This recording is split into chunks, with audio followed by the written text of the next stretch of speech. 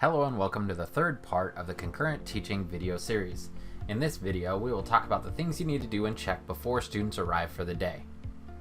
The first thing that you want to do is make sure that you show up early so that you're able to check the software and hardware and make sure that everything is ready to go.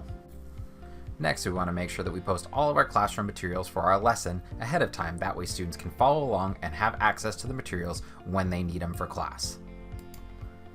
To make sure our hardware and software settings are set up properly, we're going to open up a Zoom meeting, and that'll help us so that we can make sure our students on Zoom can see all the things that they need to see and hear, and then also make sure that things show up on the projector as we want them to for the kids that are in person. So let's go ahead and start a new meeting. The first thing we'll do is check our cameras. So you can see the camera here on my desktop right now. I can shift my desktop a little bit side to side if I need to. There aren't a lot of variations with that, but you can kind of shift it to make sure you're in frame as much as possible. The second thing that we're going to do is check our IPVO. So we can hit this little up arrow and you can choose IPVO V4K, or you can hold Alt and hit N, and that'll cycle through your cameras as well. So that's the first way we can click on that. We want to make sure it's right side up so that the text up on the projector and the text for the students at home, they're able to see it and read it, and it's visible. There are a few settings on the top of your IPVO camera, the head of it. The first one's exposure, so EXP. You hit the plus to make things brighter, you hit the minus to make things darker. You've also got an autofocus button, it'll have, or a switch, it says AF on it. And then there's S for holding a single focus, so it'll autofocus. If I got it set how I want it, I can put it on S and that'll stay that way. If it's gonna adjust based off of the things that I've got, see, so it kind of adjusts there for the pen when I put it on there, then you want it on the C, which is for continuous, so it'll continue to try and get into focus.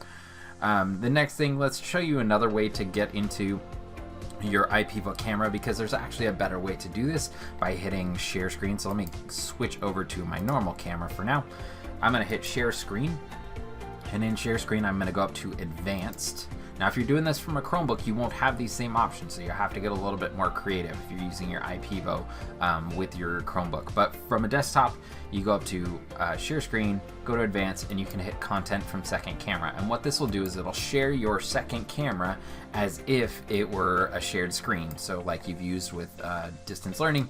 The great thing about that is that they can get both a small picture of the teacher and they can see the visuals for that that are under the IPVO. So they'll get both on their screen at the same time. So that's one of the bonuses of doing it this way. It also pins it to the top, so it doesn't matter if others start talking in the class during that time, this will be what they see. So let's hit stop share. Okay, now let's check out the third camera. So I'm gonna click on this. I can go to the camera that I want, USB camera, or hit Alt N, and let's check it out. Your classroom should be outfitted with a webcam, just like the one here. This webcam should be twisted totally onto the top, so make sure that it's not loose and wobbling around on the tripod. You want to extend it up. To extend it, each part of this webcam tripod has a little clip. You let those loose and it will allow you to adjust those up or down.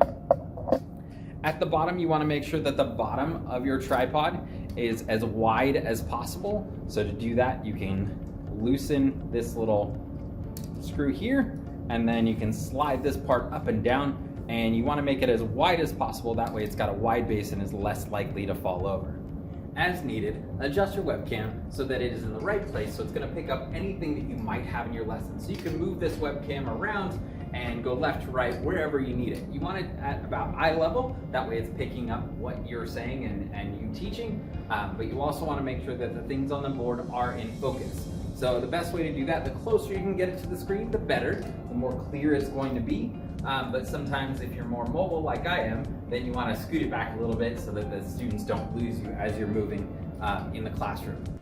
Now that we've adjusted our webcams, let's check on our audio. So we're going to go over to this audio setting here where it's got the microphone. We're going to click on the up arrow. Let's go to audio settings. And from here, we can go into test speaker, and this will play a sound through your speakers. It should play throughout your classroom. If not, you want to adjust it using these settings. And you can adjust the volume that's coming out of Zoom as well. If it's too loud, you can turn it down or turn it up depending on how the sound is. The next thing to do is also check your microphone. You want to make sure that it's using the lapel microphone. So turn the lapel microphone on, put it on, make sure it's not connected or banging on any lanyards or necklaces. And then you're going to want to make sure you're selecting the right microphone. So yours will likely be something like microphone array. It just depends on your computer, so you want to adjust and check through the microphones that you have available. Once you've gotten the one you think is correct, hit this test mic, and it'll ask you to talk through your microphone, and then it'll play that sound back throughout your speakers. And so that'll help you to test and figure out which one is the lapel mics.